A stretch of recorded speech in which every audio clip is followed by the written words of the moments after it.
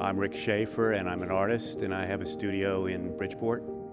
So this piece that's one of the murals downtown was actually done a couple years ago, but it became so apropos to the application of putting it up as a mural in Bridgeport because, as it turns out, and something I didn't know at the time, and I must have had a premonition or something about it, Bridgeport in the beginning of the 19th century to about the middle of the 19th century, actually a little earlier, 18th century, was both a shipbuilding port and a whaling port. And there was also, interestingly enough, this incredible, vital, energetic community of African Americans that in Little Liberia, that's not too far from my studio, that I also wanted to somehow celebrate. So in this scene, there's a lone sailor out in a skiff, very stormy waters, encountering a breaching whale. It has references to Moby Dick and Jonah, and even some Winslow Homer paintings like the Gulf Stream. But I think for me, it was an excuse first to do an over-the-top, dramatic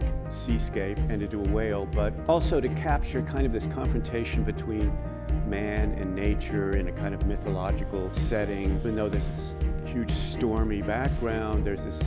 connection of the two entities, two people, two beings looking at each other. And so there's a kind of transcendent stillness in a way in the middle of this piece that I want to capture while everything else around it is very tumultuous. So it's calm in the middle of a storm. And I think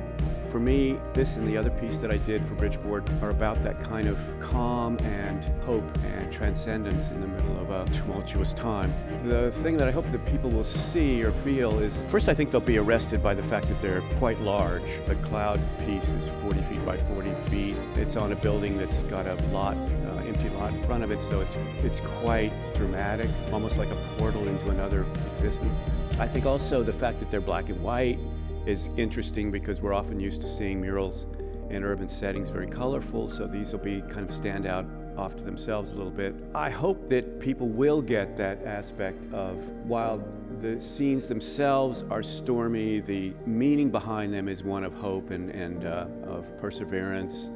and getting through, which can be rough times, So I hope that comes through to people who look at it. I think the fact that the scale is so large and dramatic, I think that helps, first of all, arrest people's attention, and then they get to stand there and kind of absorb it a little better. And by the time they're through, I hope they get that feeling of hope.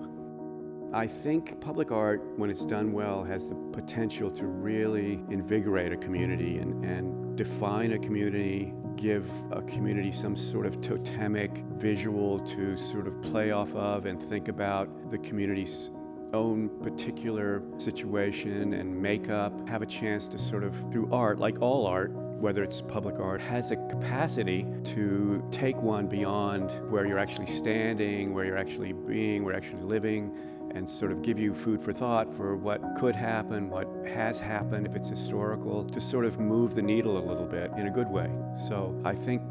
communities that foster public art are really to be applauded, and I think it's, a really powerful tool to invigorate a community and to enhance the identity of a community.